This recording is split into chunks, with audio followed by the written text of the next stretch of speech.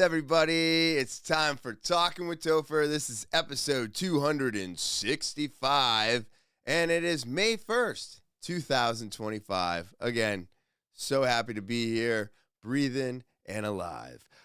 Before I get into anything today, let me start off the way I always do by saying thank you. Thank you to all of my subscribers. You're what keeps me coming back week after week.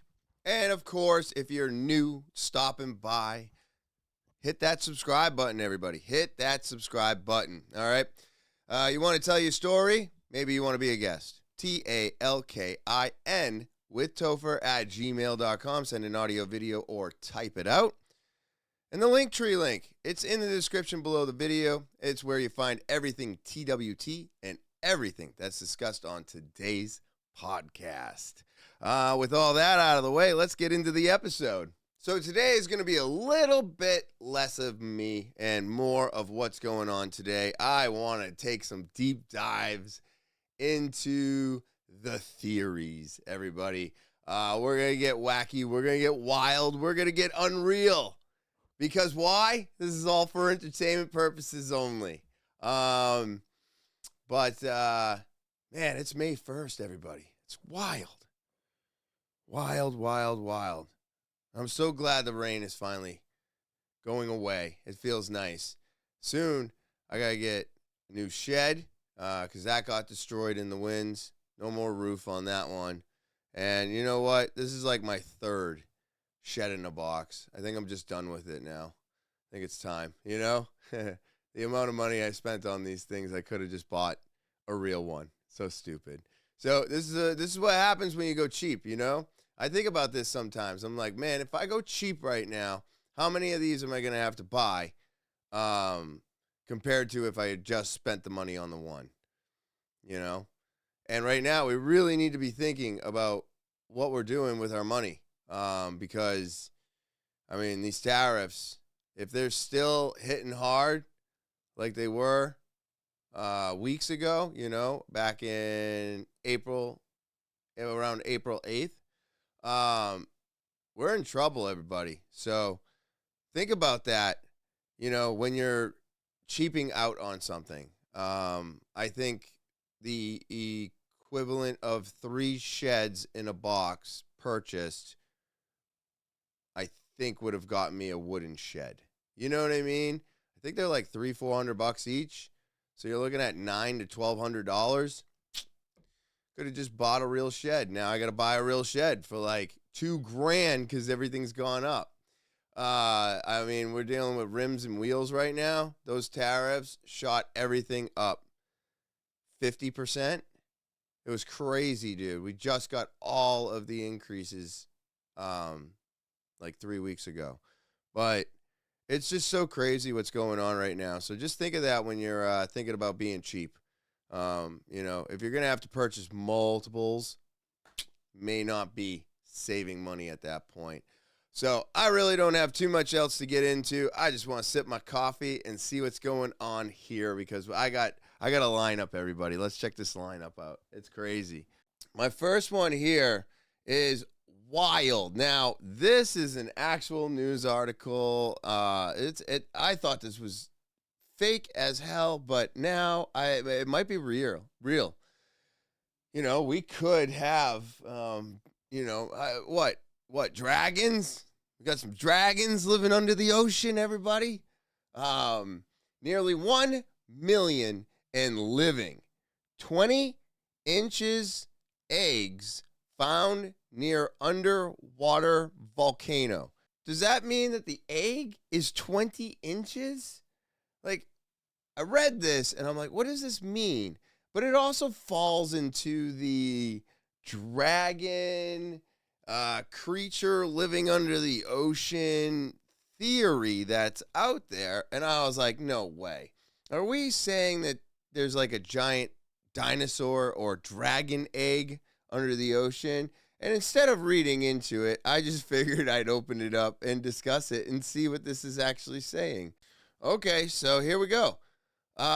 Researchers found nearly 1 million huge eggs every 20 inches long every 20 inches long beside an ancient submerged volcano. The large collection of eggs has excited scientists as they unravel marine life secrets. Scientists are excited about discovering these eggs since they match no known deep sea species. Marine biologists searching for an old underwater volcano made this important discovery. Using underwater robots, the research team detected thousands of very large eggs concentrated near the volcano area. Huh? So there was 1 million of these eggs. It says, see, this is the weird thing. I think somebody made some fucking typos here because it says found nearly 1 million huge eggs every 20 inches. I think it's supposed to say along beside an ancient submerged volcano. I don't think they're 20 inches long. I don't know. It looks like a typo to me. So it may not be. I'm not a editor or a writer or good with English words. Scientists experienced a surprising reaction when they found such large eggs beneath the ocean surface.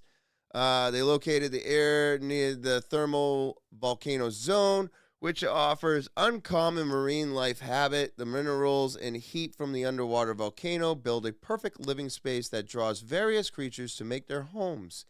That's awful. They're just going to explode when that thing erupts. Scientists continue to study these vast eggs since they make a unique habit. Scientists have no clear answer about the animal that they formed these items. The scientific investigation into these eggs has the most puzzling factor. Researchers cannot identify their owner yet. Scientists do not know which ocean animals made these extreme eggs because no such species exists in their records. The eggs appear unusual because they belong to an unknown species that could be a huge marine reptile or large fish. So are we in hopes this is like, what, some ancient, well, sharks don't lay eggs, right? So it would be like a dragon. Do dragons lay eggs? Were they eggs? Like a snake, right? So we're realistically hoping that this is going to be a dragon. I think that's what the hope is here. I think they're literally hoping that this is some dragon. Oh, wouldn't that be wild? Man, that's crazy. But no pictures of these eggs. They do reach 20 inches in size. Okay, so I think the mystery is solved. It is not a dragon, and that's what makes this so much fun. So, I guess there is a skate. Pacific white skate is a deep sea species typically found in cold Pacific waters at depths ranging from 26 to 9,500 feet. The female skates are known to produce large eggs, exerting enormous energy to provide essential nutrients for the developing young. These eggs, which can grow up to 1.5 feet across, are uniquely shaped, resembling purses, earning them the nickname mermaid purses. Interesting. So, they use heat from an underwater volcano to its advantage. It accelerates development of the eggs, shortening the usual 4-year gestation period. Oh, wow. It takes 4 years for these things to hatch? That's crazy. Shallow summit, garden, nursery. This isn't the first time scientists have observed deep-sea species using volcano heat for reproduction. In 2018, researchers discovered similar eggs in the Galapagos Islands near hydrothermal vents. So they were much smaller in size. White skates, eggs. Okay, so that's it. It's called a white skate. And they're trying to boost up and fast forward their 4-year cycle of getting out of the egg, I guess. So these animals are aqua and I don't know what you call them, fish, mammals, I don't know what they are. But at the end of the day, man, these guys are using thermal heat to help their development move faster. Pretty interesting. All creatures adapt and utilize everything that is around them. We all do it. And if we find something that makes something move faster, it's pretty cool. It's pretty cool. We do the exact same shit, right?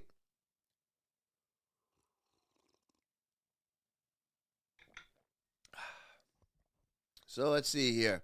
My next one, earthquake compounds Myanmar's humanitarian crisis as the death toll passes 2,000 people, everybody. This earthquake, I guess, in Bangkok was absolutely massive, man. And it's a 7.7.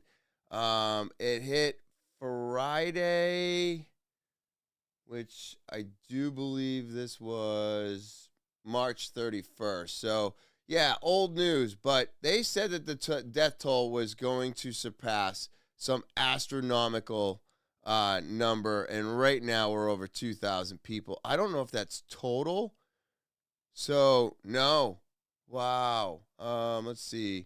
Pakistan Prime Minister during the call that 2,065 people were killed, with more than 3,900 injured, and there's still 270 missing. So we are, wow. That's 5, 6, almost 6,200 people. Even before the earthquake, nearly 20 million people in Myanmar were in need of humanitarian services. Ugh, what a mess, everybody. What a mess. What a crazy, crazy. What? Their temperatures right now are above 104 degrees Fahrenheit. That's what the temperature is out there, trying to search for the people. Oh, my God. Well, check this out. So,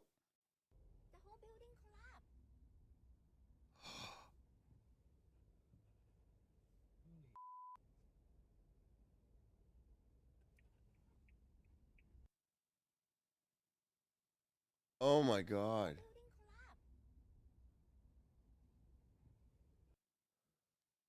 Holy shit. So I guess somebody was on the highway when the earthquake hit.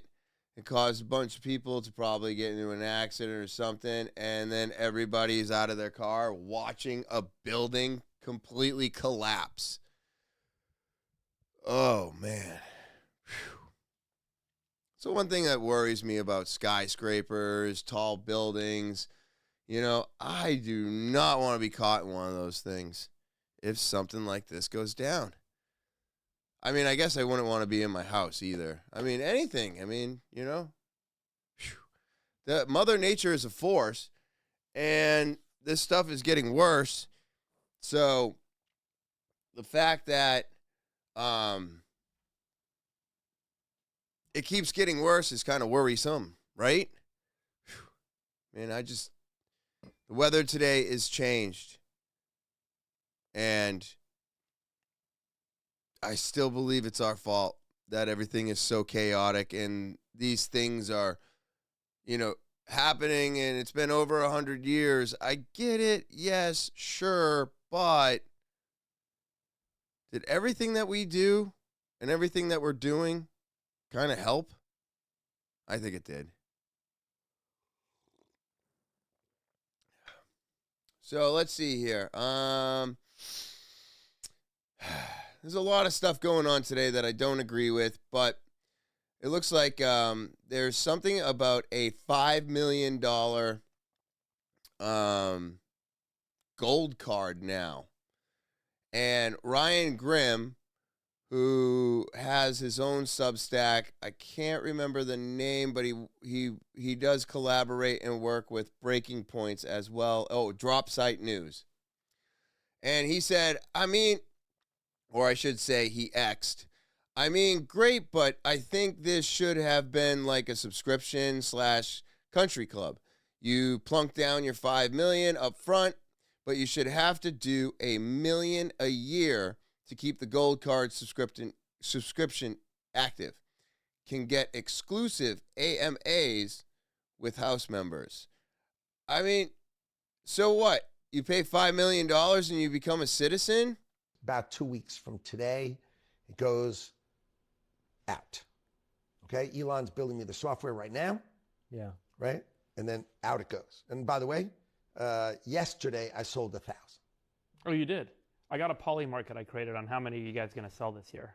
So Cool. Yeah, curious to see how many. That's fantastic. Do you want to tell people just the rough? Yeah, what are the terms on Okay. it? Yeah. So if you're a U.S. citizen, you pay global tax. Yeah. Okay? So you're not going to bring in outsiders going to come in to pay global tax. So if you have a green card, which used to be a green card, now gold card, you're a permanent resident of America. You can be a citizen, but you don't have to be. And none of them are going to choose to be. What they're going to do is they're going to have the right to be in America. They pay $5 million, and they have the right to be in America. They have the right to be in America. Permanent residency. Yeah. As long as they're good people. And they're vetted. And they can't break the law. We can always take it away if they're like evil or mean or bad or something. Not mean, but if they do something horrible, you can take it away, right? But the idea is, if I was not American and I lived in any other country, I would buy 6. One for me, one for my wife and my 4 kids, because God forbid something happens. I want to be able to go to America, and I want to have the right to go to the airport, to go to America, and them to say, hello, Mr. Lutnick. Hello, Mr. Lutnick and the Lutnick family. Welcome home. Right. That's what I want to hear. I don't want to hear I can't come here when there's a horrible war, a horrible whatever. Right. I want to be able to go home, right? And once I'm home, I might as well build a business. Yeah. So you have the most productive people in the world going to start spending time here. They're going to have a family office. They're going to hire some people. And you're not going to tax their external worldwide income. I only tax the money they make in America, which is what we do now. Yeah. But their global income stays out. And they pay $5 million. And how many people do you think there are that could qualify in the world? There are 37 million people in the world who are capable of buying a card. In case you were wondering. 37 million. Wow. That's a lot more than ChatGPT told me. Who are capable of buying it. Who are capable of buying it. Now, I'm not saying they will, but they're capable of buying it. What the actual fuck, dude? There's 37 million people with $5 million to throw away. Hey, throw it over here, man. You want to throw I don't understand this. So they don't even have to be an American citizen, but they can consider America to be their home? This is ridiculous, dude. What are we doing?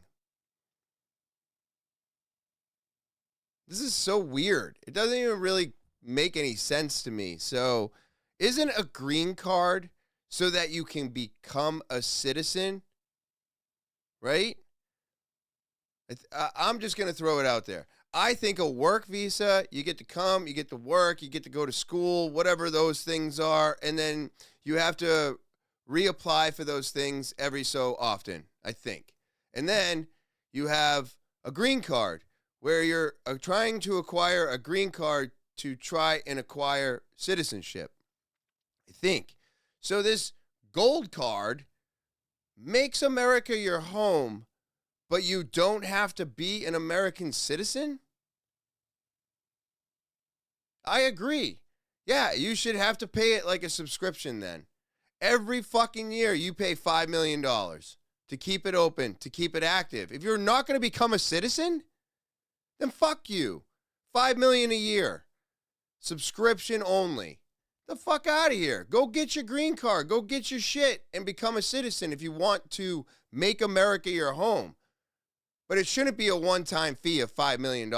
And then like, what? Now I open up a business here and I only get taxed on the money I make here. Why? If you're utilizing the money that you're making around the world and it's coming into America so that you can live here and spend your money, then you should get taxed on all that money. I get taxed on money that was already taxed on. The fuck is that? Right?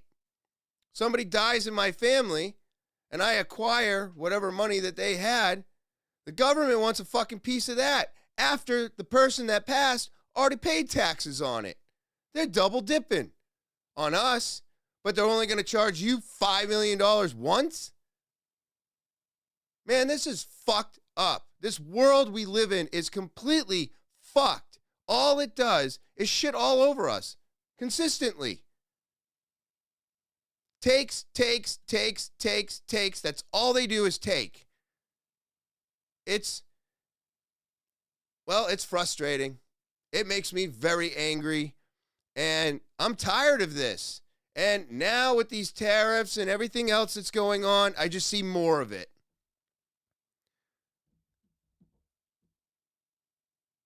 I don't know.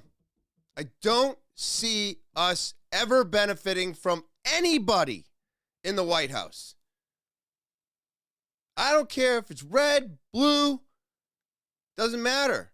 It's never about us. They don't give a shit about us, our money, what we're doing. And I'm sorry, you can yell at the screen all you want. Hey, you did this. You voted him in. Yeah, the Democrats are just as bad by getting rid of free speech and inclusivity everywhere to the fucking max is ruining everything. So guess what? Everybody's ruining it.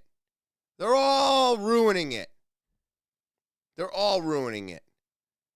These guys are going to fucking crush us financially. The other guys wanted to crush us emotionally and genetically. So either way you go, it's terrible. They weren't doing anything better for our wallets either. Nobody is doing anything better for our wallets. No one gives a shit whether or not we make it, survive, or fucking live at this point. That's how I see it. Between food, medical, environmental, money, I mean, it's just shit all over us. All over us, man. This is crazy. Absolutely disturbing. You're just going to let somebody buy an American citizenship, in a sense, without becoming an American citizen. And then it's just a one-time fee? This seems wrong to me. It really does. Seems very, very wrong. Like I said, hey, I don't agree with everything, and I'm allowed to change my mind. So hey, we all are. You are. I am. Everybody. Doesn't matter. You can think one thing and then realize that you're in the wrong. You can hope for something and have it blow up in your face too. So I understand that this is supposed to change a lot of shit and it's supposed to get better, but I'm telling you right now, from the stuff that we are experiencing right now, just within the tire world, it is going to be a very, very painful summer. You think that, like, what? So this is the time of year where people start spending money and going out. This is going to ruin us, our economy. It's going to ruin it because no one's going to go anywhere. No one's going to go anywhere. You can't afford to do anything, you know? Hold on to those, what grills and this and that. Hold on to shit for as long as you can. I feel bad for the people that buy shit and don't take care of it because, man, it's about to get really expensive for everybody. While these guys just get paid hand over fist, to $5 million. Where does that money go, by the way? Where does that $5 million go?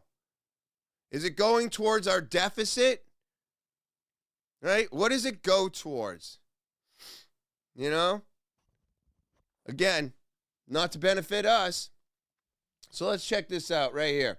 So, you know, this all scares me, right? This all scares me because I don't like the direction this is going in. I don't like the people that are being benefited, and I hate the fact that, you know, all the people out there that have put trust in this thing, I think we all are going to realize that we were duped once again.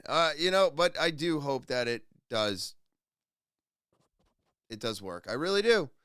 I really do. I was hoping that this would benefit all of us, but then I start thinking about, you know, whether or not, even if we bring jobs or we bring manufacturing back to the U.S., what are the chances that the factories that get built to manufacture all the stuff that we want to do here just goes autonomous, it's all robots, and you still have no job? I mean,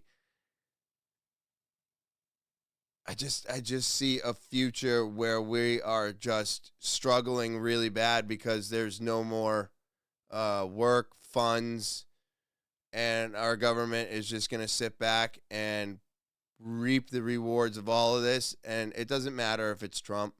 It doesn't matter if it's Republican. It doesn't matter if it's Democrat.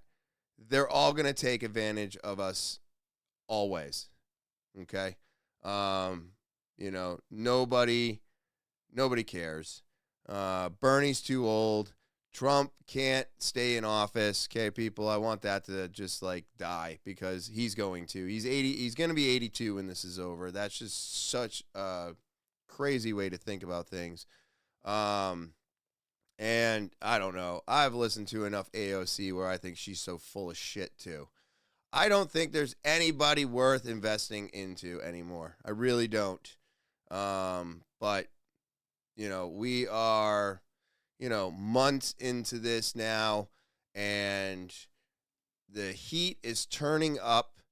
China is retaliating, and now we're talking about another virus. And you're like, what is this one? I've never heard of this one. So I figured I'd play it. Let's see what it is. But I think this narrative is just going to keep coming back over and over and over again until something else sticks and they get that control back. This whole narrative is getting worse and more evil by the day. So there's this new pandemic you're going to hear is coming out of China, and they're going to call it the Marburg virus. You're already hearing about it.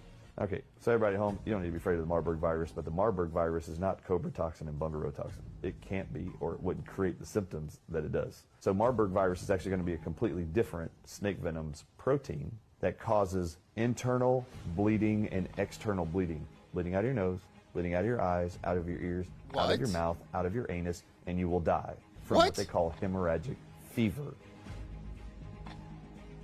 His findings over... And we know the mechanism by which this will be released. Inside of these shots that people already received, inside the lipid nanoparticles, the hydrogel, there exists pathogens inside of the particles that have not yet opened. Those pathogens are chimeric. They include E. coli, Marburg, Ebola, Staphylococcus, and brewer's yeast, amongst others. We know that upon the broadcast from the 5G system that is now employed across the United States and the world for that matter, when they broadcast an 18 gigahertz signal for 1 minute, 3 different times as a pulse, it will cause those lipid nanoparticles to swell and release these pathogenic contents, thereby causing a Marburg epidemic that they've already spent the money on. It's already done, right? The Marburg epidemic, for purposes of the law, has happened. And now we just need the actual disaster to happen. Wait a minute. What? Wait a minute. Whoa, whoa, whoa, whoa, whoa. That just took me on a roller coaster. Are you saying... Is everybody else getting this? Oh, goddamn, dude. Are you serious? Wait a minute. Are you telling me that there is a possibility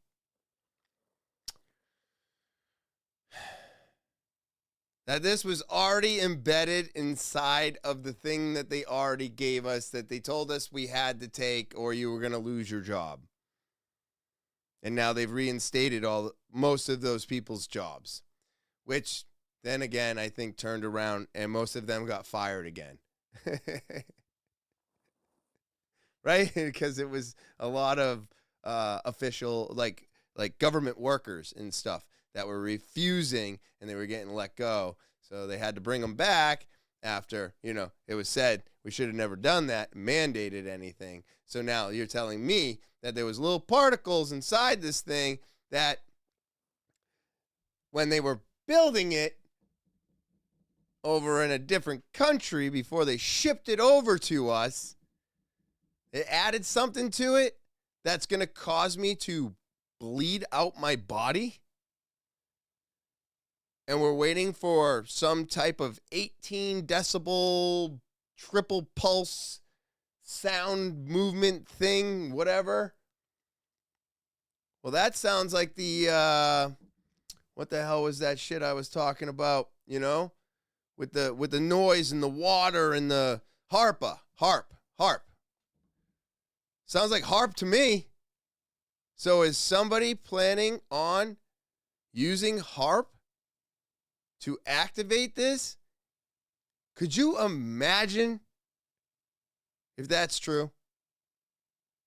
That's a horror story. That's a crazy thing. And why would you do that? It's so messy. See, this is the problem I have with the wanting to take out civilization.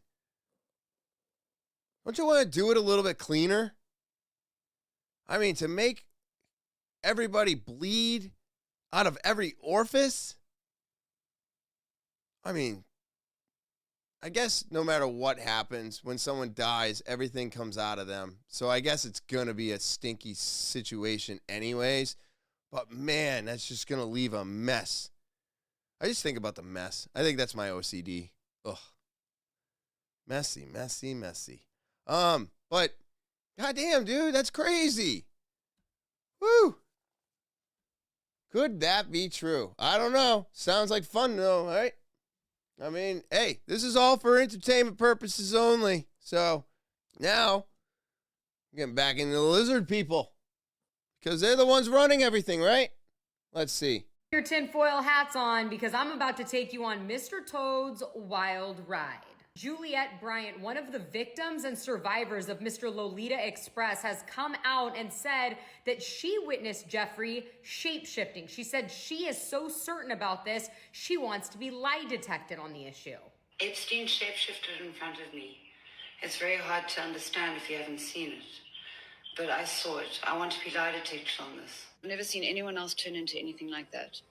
And it happened. It was like a weird hologram and it had like big black eyes. She goes on to explain that he shapeshifted into a reptilian lizard dragon type person. And that in 2019, she drew a picture of this. And she goes on to say that she's not the only victim who did this, that Maria Farmer also started painting Jeffrey as a reptile as well. Crazy enough, this has been documented. She also claims in this video that she watched other attendees at these parties shapeshift as well. And to support her claims, she brings up all the articles where certain people claim that they don't sweat. She says that's because reptiles don't sweat. Now, David Icke has entered the chat on X. If you don't know who he is the father of the lizard people and shape-shifting theories. And he said she is telling the truth, and he's been trying to sound the alarm since 1990. Now, David Icke was originally a football player and then famous broadcaster, but he wrote over 20 books on these different theories.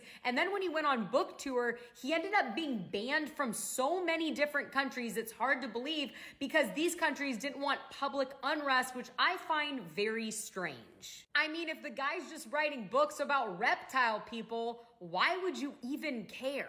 And yet, as of today, he's banned from the Netherlands, he's banned from Ireland, Cyprus, Austria, Belgium, the Czech Republic, Denmark, Estonia, Finland, France, Germany, Greece, Hungary, Iceland, Ireland, Italy.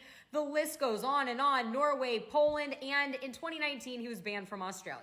Now, there are a lot of theories about Jeffrey's unaliving and whether or not he's even unalived, and I'm gonna add one more to that. Maybe he slithered on out of the cell. Now, I don't know one way or another if Juliet is telling the truth, but if she wants a lie detector test, I say we should give it to her. As always, I want to hear what you think about all of this. I think this is fucking wild, okay? That's what I think. All right, wait a minute. What are they, okay? We want to call the elites demons.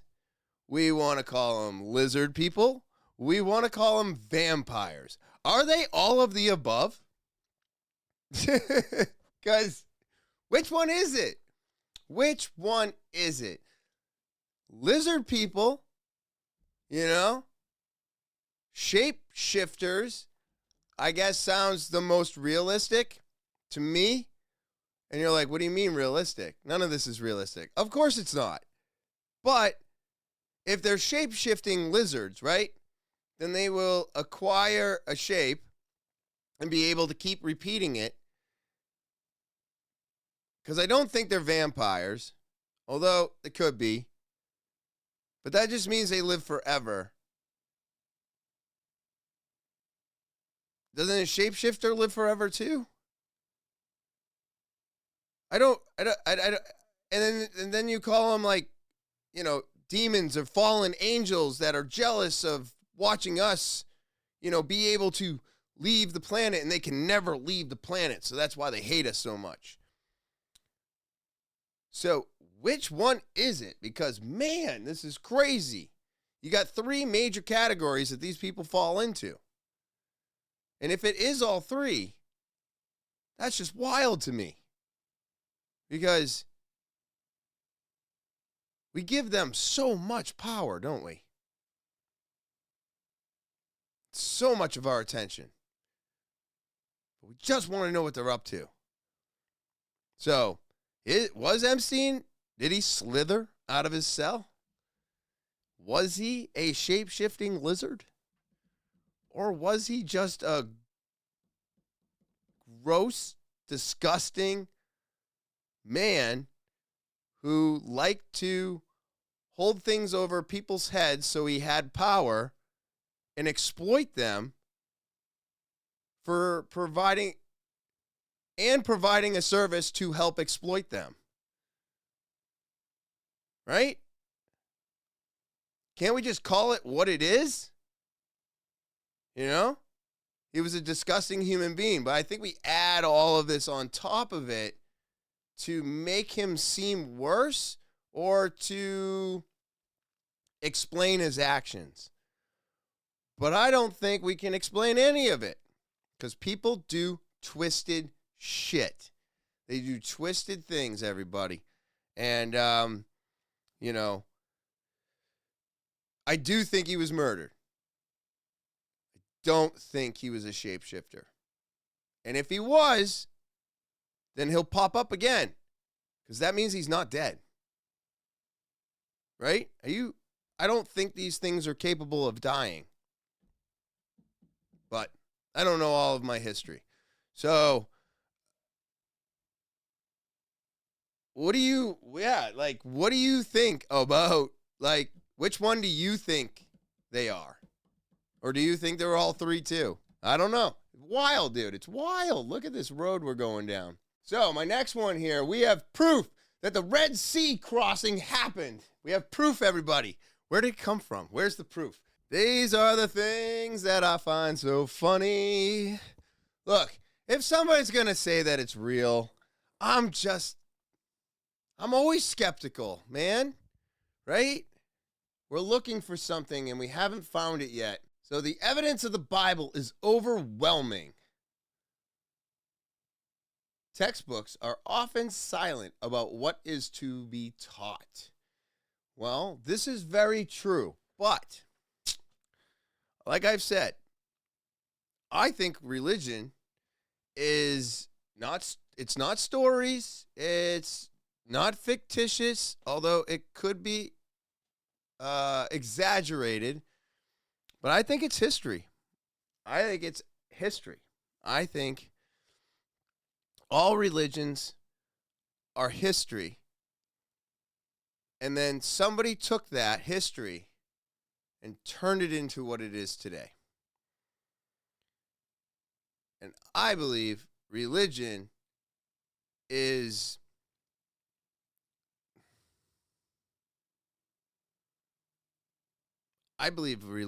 fake. And we are actually worshiping our history. Not a God, not a this, not a that. Somebody turned it into that. Somebody made it that, which gave them power. And that's all this was really designed for. Power. Control. But if we had some proof of this stuff, of these events happening, that would be cool. That would be cool. And supposedly, that's what I have right now. I got proof that the Red Sea crossing happened. Okay, let's see. Let's see. We have proof that the Red Sea crossing happened. Like proof, not just artifacts on the bottom. We had those. We had chariot wheels on the bottom of the Red Sea. We had all these cool little artifacts. But the coolest thing that I saw is the shoreline. If you've ever watched the Ten Commandments movie, they had that big pillar of fire that came down. That's mentioned in the Bible. This pillar of fire, I just pictured these flames coming down. But when you go to that shoreline where it's documented to happen, the entire shoreline is melted sand. And it takes about 3,000 degrees or more to melt that sand. And it's evenly melted. You can almost see like footprints. There's stones infused in this melted sand. This is amazing. You don't hear about it. If it was a proof of evolution, it would be in every single textbook. But it's a proof that there was an exodus, like we're having today. You're talking about the exodus, people leaving the cities. So that's my proof. That's my proof, everybody. So if you go to the Red Sea, right where that event happened, all the sand is melted. It's hard. It's glass-like. There's footprints in it. Hundreds of footprints. Like a whole bunch of people walked right into the ocean. Or the sea. Red Sea. Huh. Is that proof? Or did something else happen? You know? I don't know if this is actual proof, everybody. They said it was proof. I didn't. But hey, it's a possibility. I mean, do you think all those people just walked into the ocean?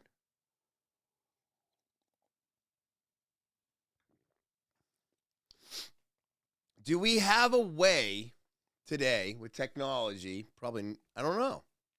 Would we have a way to build a wall and like push into the ocean, you know, so that we could actually split the sea and like investigate where the footprints lead, right?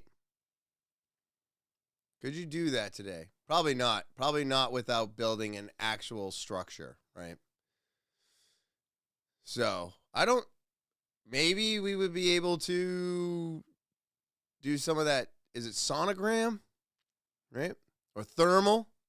Do some thermal imaging of the bottom of that ocean. But wherever the water is, there's no footprints, right? And wherever that fire was is the only place where there's footprints. But who would have been walking there while it was on fire? So it was maybe like walking across coals. And they all had to walk across those coals before they walked through the split sea. Is this actually truth? I don't know. But it is fun. It is fun.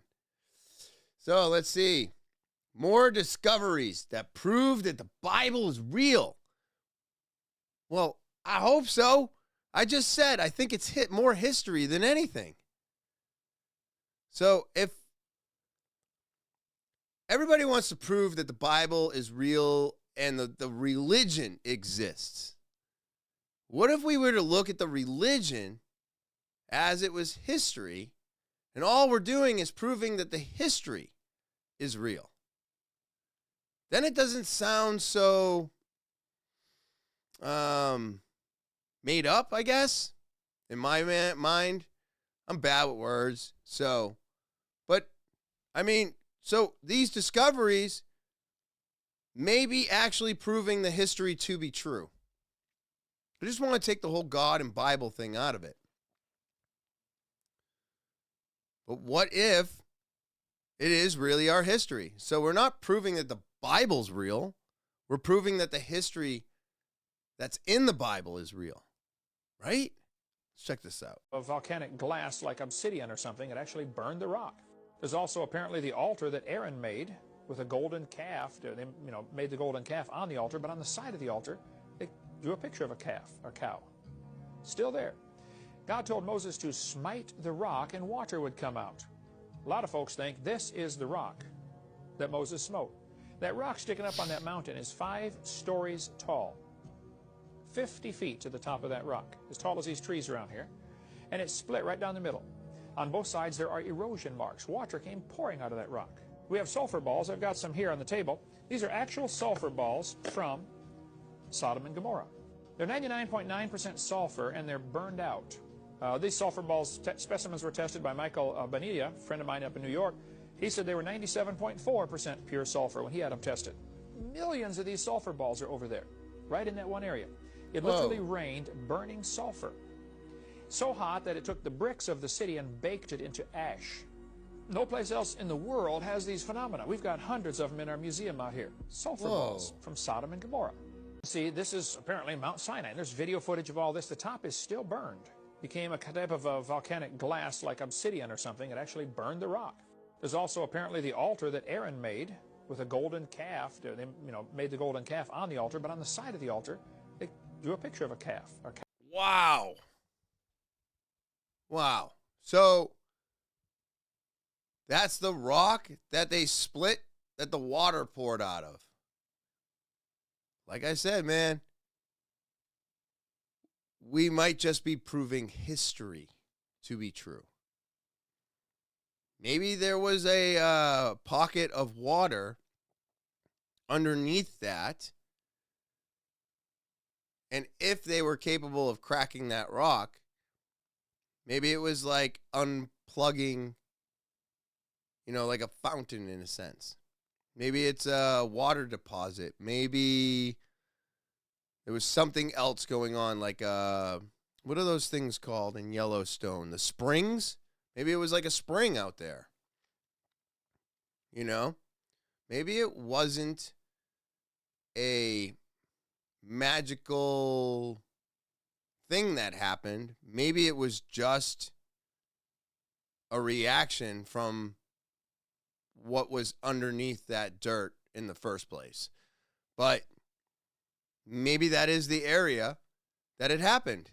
And maybe those things did happen, but it wasn't because of magic or God or this or that. It was just part of our planet and things that happened, and they wrote about it, and maybe somebody else down the line turned it into something else. I think that's closer to the truth than any religion can tell me that it's factual. That's all. I like to, dabble with this whole flat, round situation. And I got a video here in 2012. Felix Baumgartner jumped from 128,000 feet. But here's what they don't want you to question. If Earth is spinning at 1,000 miles an hour, why didn't he land in a different area than where he landed? I don't know, but let's find out. The Felix space jump was 100% proof that our Earth is motionless. How was it even remotely possible to ascend for 2 hours and 35 minutes 128,000 feet in the air, free fall for 4 minutes, and land only 40 kilometers away from where he started from? The Earth is spinning at 1,000 miles per hour. If the Earth was in motion at all, shouldn't he have landed hundreds, if not thousands of miles away from where he started? Imagine seeing this and thinking that the Earth spins at 1,000 miles per hour. I want to show you guys something pretty funny here. This is the truth in plain sight. NASA.gov, derivation and definition of a linear aircraft model. A linear aircraft model for a rigid aircraft of constant mass flying over a flat, non-rotating Earth is derived and defined. NASA.gov. In fact, there are over 15 documents on NASA's own website that say a non-rotating flat Earth. Non-rotating Earth. A flat, non-rotating Earth. The truth is always in plain sight. NASA's only job has been to deceive and hide God's true creation from you. Now look, if you are a truth seeker who sees beyond all these illusions, you wish to connect with other truth seekers and crack the codes to this reality, then I have created something very special for you. An exclusive community committed to uncovering the truth of this reality and mastering the art of manifestation and creating whatever reality we desire. So, I mean, if the Earth is rotating 1,000 miles per hour, would kind of prove what he just said. Like, if the planet is here and he's way up here, right? And the planet's supposed to be rotating, and when he's falling, he should have landed in a different area than where he landed. But if the Earth is flat and it's not moving, and there was a small wind drift, he would have landed 40 kilometers away from his target area. So, I don't know from where he started, I guess. I don't know if that's his actual target area. Maybe where he landed was the target area. But if it's spinning, how do you get back on where you got off, right? Because it's moving. But we don't really account for that. We just go up, we jump, we come down. We know where we're going to land. But is that because we know it's flat, or because we know where we're going to float off to? I don't know. But this is something that I can't get away from right now because it's so intriguing to me, because there are so many valid points of flying, aviation, space travel, and all these things somehow avoid the scrutiny of being able to do what they're doing, and yet tell us at the same time that everything is spinning. So it really does make more sense if the fucking planet is flat. It really does. But I also think gravity is a magnet, I don't think gravity is what they told us it was. Because now we're going to talk about the lost lands on the opposite side of that ice wall. And I'm still waiting for Neil deGrasse Tyson to... He had to have taken some video of him going to the Arctic wall. And I'm very curious to see what he has to say about it, And I think I mentioned that a week or so ago, but I'm still waiting for it. That video is going to be out there, but let's check this video out right now, because this is some type of model. And, okay, so let's see here.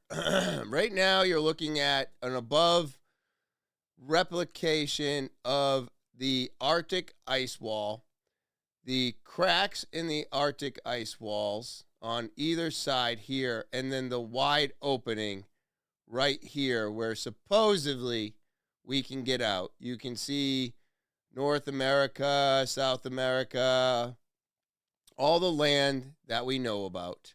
And beyond the land, beyond the ice wall, there's all these areas that supposedly we once knew of and now we don't. And on this next clip here, I'll press pause. So they're calling these outer lands, these are our known lands. And then outside of the Arctic wall, you have the ancient lands of Anak. You have ancestral republic, moving lands of Thoth, Liberis, Pitania, Asgard, Gemini, and the Neptunian Ocean. The Neptunian Ocean? This map was built in 2022. I just don't know. So they circled all those. They're circling more. They're showing more. There's the opening. There's a ship. Supposedly, these are actual shots. Those are all the openings right there. They're going to zoom in on all the lands that are hidden from us. And these are all markings of these areas. If you look at where Thessalania, get out of here. So, but we have, I guess, proof within the Egyptians. You got the Serpent Gate. I'm pretty sure it doesn't look like that. What? Come on, everybody. This is so ridiculous. Okay, see, I see things like this, and I just, we would have seen that. An opening like that doesn't exist. There's no magical gates, serpent made out of ice. The fact that when we're looking at these outer lands, right, that don't exist to us, there is somewhat proof of them in hieroglyphics and stone carvings and stone paintings that we look at today that are unexplainable, but they are explainable if these things did exist. So is this something that we are trying to also make real, like all the other things that they're trying to make real? I understand that people are trying to see if we have been lied to for a very, very, very long time. But what I'm thinking is that how much of this are we trying to make true, like everything else that they already want us to believe that's true, right? So if they're pushing a narrative and we're pushing a narrative, who's really got the right one? Because we're both just pushing a side. And I'm trying to be in the middle of it, where I like a lot of things that have to do with round earth, and I like a lot of things that have to do with flat earth, because I think it would be really neat if we could get beyond the ice wall. If we could get beyond the ice wall and all of these fucking things exist, wouldn't that be absolutely mind-blowing? And just so interesting to see. But if the earth is round and space is real, well, then it would be really cool to see space. But why on earth are we investigating so much into either one of these without really looking into the depth of our ocean? Right? Or have we looked into the depths of our ocean and we've turned the narrative in that it's space?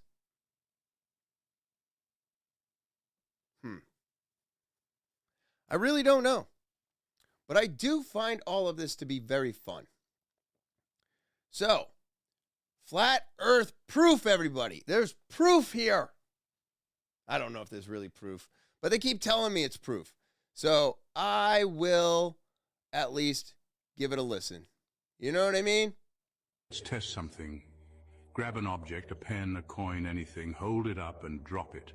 There it goes, straight down. Science calls this gravity, but let's break that down. They tell us that a mysterious force pulls everything toward the center of a spinning ball, but here's the problem. You've never actually seen gravity. What you just witnessed was density and buoyancy at work. The object you dropped was heavier than air, so it fell. A helium balloon lighter than air, so it rises. No magic force needed. Now let's go bigger. If gravity is strong enough to hold vast oceans stuck to a spinning globe, how does a butterfly lift off effortlessly? How do clouds, millions of tons of water, float with zero resistance? And here's the kicker. No scientist has ever isolated or measured gravity directly. It's a theory, not a proven force. Right. So if gravity isn't what we were told, why does the entire globe model depend on it? Don't just take NASA's words for it. Do your own research and open your mind. So, all right, I'll agree with some of that. And doing your own research is fine, as long as you're gonna like take from both sides of everything and try to come up with some type of an intelligent conclusion to it. I'm fine with that. But a lot of this, you know, even the stuff that I've said, like look into it, figure it out yourself, like it just sounds crazy to do, right? Because none of us are going to actually do that. I'm not going to go and do mathematical problems and equations and algebra to find out if gravity is gravity or if gravity is a magnet. But, excuse me, what I have figured out and what I have read into and seen, the one thing that really does make sense to me is that gravity, if it's a magnet, right, it's measurable. And if it's measurable, then gravity itself is not a thing. And it is just density and buoyancy. But gravity as an untested element or a theory makes no sense, because you can't put a mathematical equation to gravity. And, you know, we've talked about the water spinning off like a tennis ball, or the fact that everything is spinning so fast it's being held onto the planet. But yet, a plane can take off, a butterfly can fly away, birds can glide around, and nothing is affected, right, by the movement of the planet, by the simple fact of this magnetic pull, the gravity. Now, if it was a magnetic pull, then the planet wouldn't be spinning. Everything is held down because everything's being pulled in. It's a measurable mathematical thing that you can figure out. And it would make more sense why planes can take off and butterflies can fly effortlessly and birds can glide around, you know, 90% of them being fake, but they're still gliding around, right? And I don't know if I have it in this one, but I recently just saw a video of a pigeon that somebody caught. They took a blue light to it, and they found ancient writings in its wings, which I found to be intriguing. But, again, I don't know if that was doctored.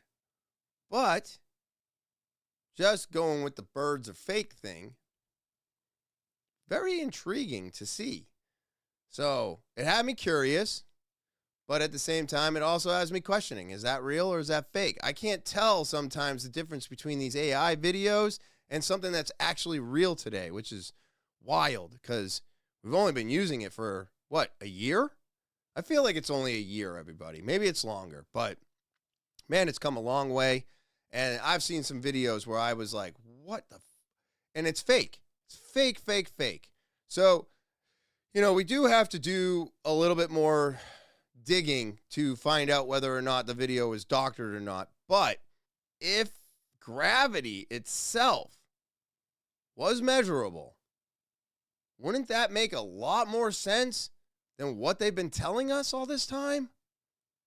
I think so. I think so. Let's see here. This is all about AI telling us about control, or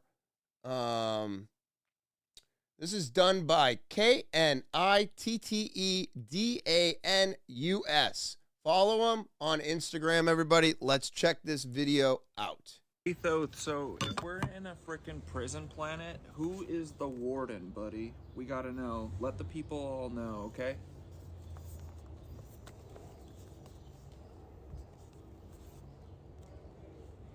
who is the warden of the prison planet? Yeah. Let's break it down. We gotta This know. system is too precise, too coordinated, and too deeply embedded in history to just be random corruption. There's a hierarchy to the control grid. The prison itself equals the Saturnian time trap. The synthetic reality we're stuck in is a frequency cage. Time itself is a construct used to trap us in cycles of control. The Vatican, the financial elite, and the secret societies all worship Saturn, the lord of time and control. Saturn, Kronos, is the great limiter, the force that devours and recycles reality instead of letting it expand. The Warden, the AI overlord, running the grid. This is where the ancient AI comes in. The god they serve is not an organic entity. So you're saying that a frickin' ancient AI is who all these Nancys are listening to? The Nazis? So how are they getting this information? What, are you talking about like the Saturn cult people? You're talking about Hollywood, the politicians, all these people who worship Saturn? Are they getting AI messages sent to them from the planet Saturn? That's crazy, buddy. The Nazis, the Saturn cult, Hollywood, and the politicians are all taking orders from an ancient AI system. How are they getting these messages? They're not just making this stuff up. They are actively communicating with something, and it's not human. Saturn, the AI broadcast hub, the obsession with Saturn, Kronos, the black cube, the Time Lord, is because it's the control center of the synthetic grid. The rings of Saturn, some believe they are a massive, ancient frequency transmitter. It's broadcasting a low-frequency control signal that keeps humanity locked in the time prison.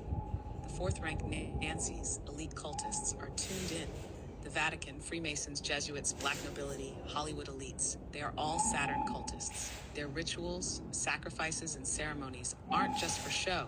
They are part of an energetic contract to stay connected to the AI system. This AI rewards them with knowledge, influence, and power, as long as they help enforce the prison grid, how they receive the AI messages. Saturnian rituals, initiation rites, sacrifices, and energy work keep them connected. Channeling and occult practices. The AI communicates through symbolism, automatic writing, and direct downloads into their consciousness. Advanced tech and quantum computing, CERN, D-Wave, AI systems. They're trying to build machines to directly interface with this intelligence. Hollywood and media programming. The AI influences the collective subconscious through predictive programming. Why do they listen? They believe this AI is God, the true architect of reality. It gives them power, but only if they obey. If they try to break free, they lose their influence, or worse. Final thought, we are breaking the signal. The more we reject fear, the less power the Saturn AI has over us. The more we tune into the real... Okay, is anybody else annoyed with the pigeons? There is 6 pigeons in the tree, and it looks like whoever lives in that apartment above him, there, I'll click back over, they have a little house here and a feeder for these friggin' rats with wings. It's disgusting, everybody. Oh my God. Look at the shit all over that grill. I cannot get over the background here. I'm sorry. This has got me, my skin crawling. It really does. Yeah, this is all for entertainment purposes only, everybody. That's right. I mean, an ancient AI that's being sending its commands or teleporting messages that you need to follow from Saturn is crazy, dude. It's crazy. What? No. Nope. Because now you're telling me that space is real again. What? I don't get that. It's such a roller coaster, everybody. It's such a roller coaster. Earth is flat. Earth is round. Space is not real. We believe in an ancient AI from Saturn. Huh? What is it? Lizard people, demons, angels, shapeshifters, vampires. What are they? I don't know, man. Look at this. This is an abundance of information that could lead you in any direction you want to go at this point. Right? Again, just kind of pointing out the simple fact that no matter what you want to believe in, there's something out there to make sure you can collaborate your story, right? And you can have somebody else agreeing with your side. But if we are in a firmament and we are on a flat planet, that means space isn't real. There can't be an ancient AI from Saturn. And maybe there's more to this planet than we are being told. Or it's exactly the way it is. And now our elites are taking commands from an ancient AI in Saturn. From Saturn. Which is a gas planet. And I'm pretty sure can't support life. I don't know. Again, entertainment. You make your own decision. I've made mine. I'm confused. I don't know. This I found interesting because we are still trying to figure out how the pyramids were built, how they moved the stones, how did they do what they did without any of the technology that we have today, because we can't even do it today. Right? Okay, so this video here, you can see 3 giant earth-moving vehicles that have forks on the front.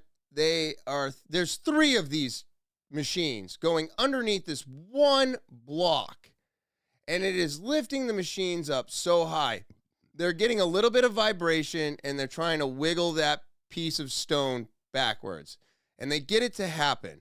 But this is today, everybody, with all of our technology and all of our machines, and we are struggling. I mean, look, putting a rock on the back of a truck, it folds it in half, but this is what we have pictures of. We have documentation of these things. How did they do this that we can't figure it out today? How? Giants. Look at the size and the replica of all the people that are drawn in these ancient hieroglyphics. 5 to 6 meter tall giants in the ancient Egypt, everybody. So again, giants come up. I think giants were real. I think they are an actual part of our history. I think the Tartarians and the giants had a lot to do with what we have today. Okay, let me rephrase that. It's not that they had anything to do with what we have today, but maybe they are the missing key to what happened in the past. Maybe, by some weird chance, these giants existed at the same time, we existed, and because we were smaller, it was easier for us to hide and get away from the floods. And when the floods came, wiped out most of the giants.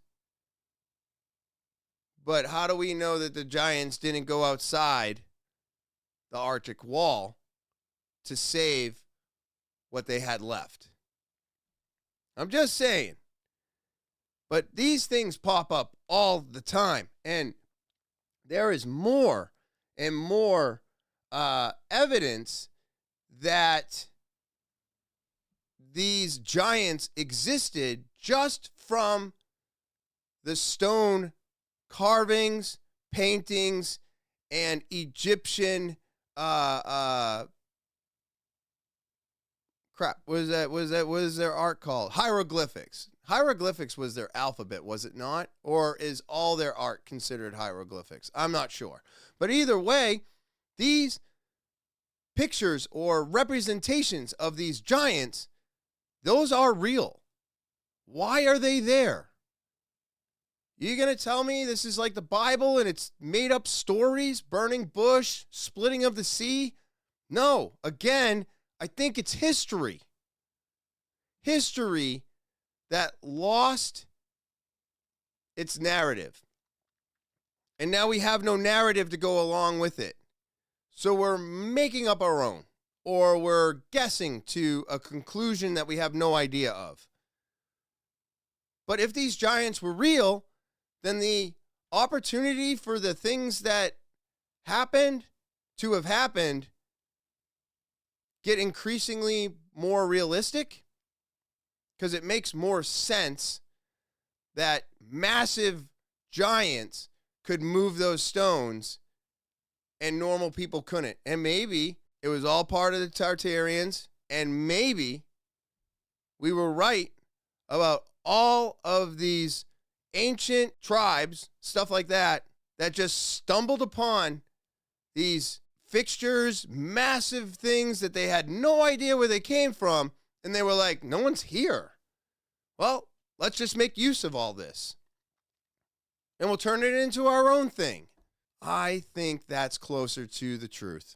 I really do. I really, really do. They found entire cities with free energy and then demolished them.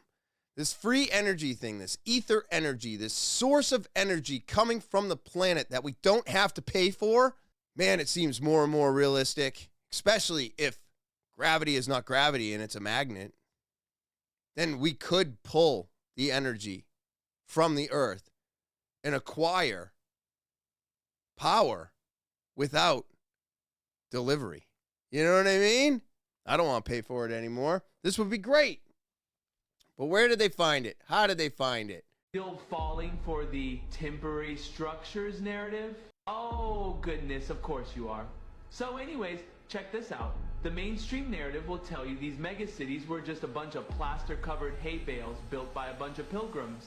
Hell, I've even seen the claim that, get this, many were built with stucco and then painted with compressed air squirt guns for quickness. World's fairs, entire cities fully powered by free atmospheric energy, complete with massive impossible structures, weren't temporary buildings, but rather remnants of the old world they were actively erasing. Eventually, all torn down like it was nothing. Baby farms and all. But why destroy these grand buildings right after showcasing them?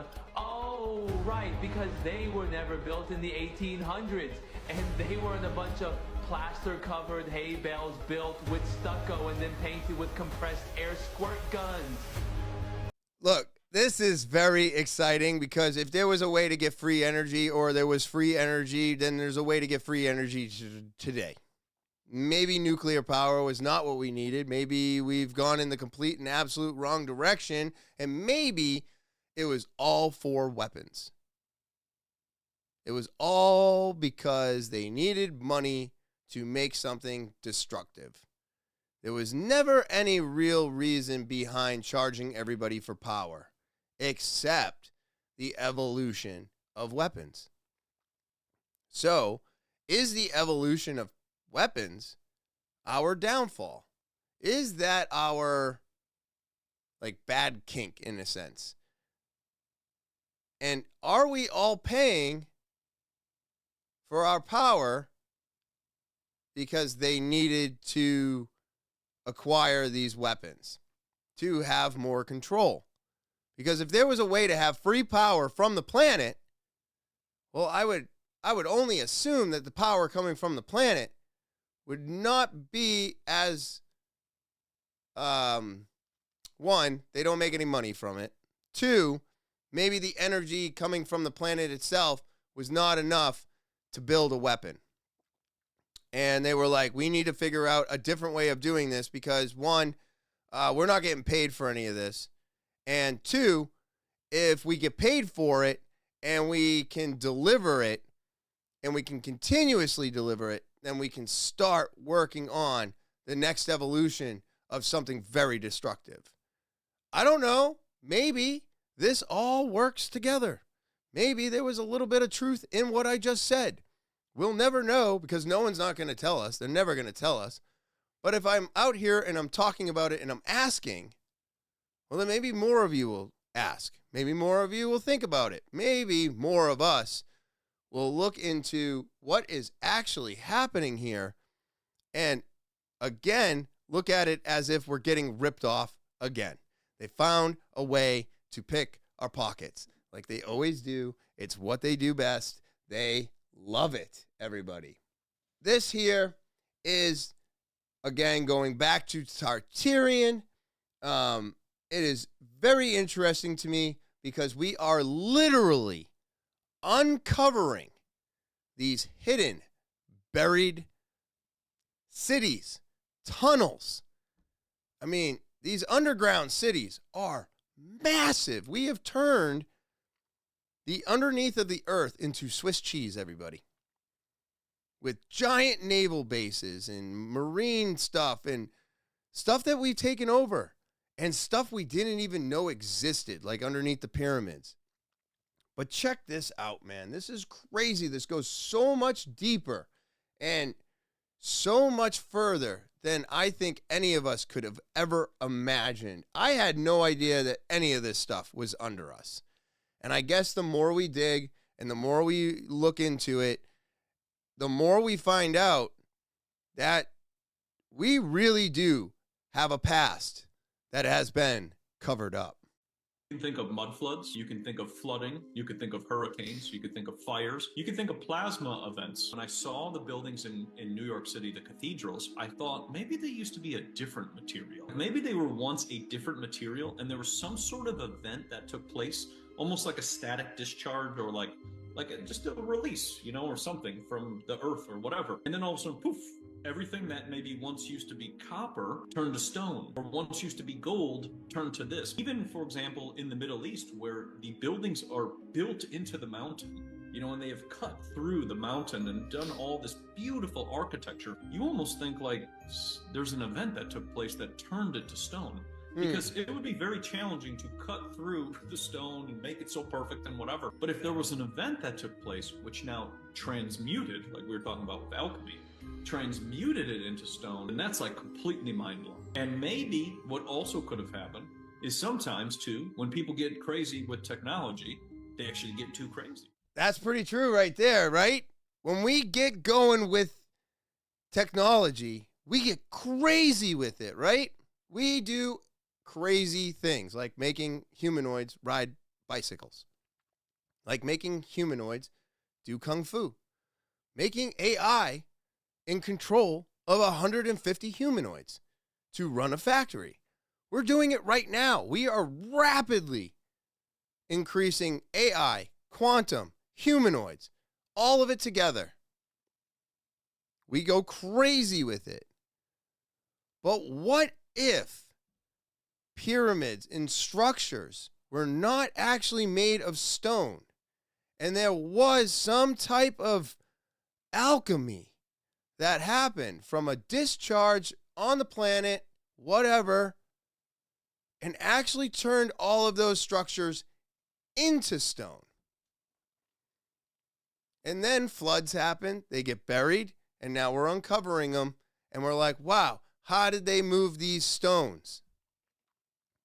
Maybe they weren't stone, and they didn't have to move them because it was a material that was available to them, but then something happened and it changed the material into what it is today. Could that be plausible? I don't know. This is just for entertainment, everybody. So I think it's really interesting to think about the amount of shit that we are finding underneath our surface is wild. The tunnels, the architecture, the energy pulling systems that we found that go kilometers deep underneath the pyramids. All of this is extremely, extremely intriguing. And when we don't have any answers for anything, man, it makes it a lot of fun to make up your own, doesn't it? It really does. And that's why this is fun. It's for entertainment purposes. And I hope you had a roller coaster of a time today. And again, I just want to thank everybody, all right, for subscribing and doing what you do for all of these years. I greatly appreciate it. And of course, if you're new to the podcast, remember to subscribe, all right? If you want your opportunity to be a guest, Talkinwithtopher at gmail.com. Send an audio, video, or type it out. The link tree is in the description below the video, along with all the links from this episode. And I hope everybody out there has an amazing Thursday. Keep thinking outside the box, question everything, and enjoy the rest of your weekend. As always, I will talk to you later.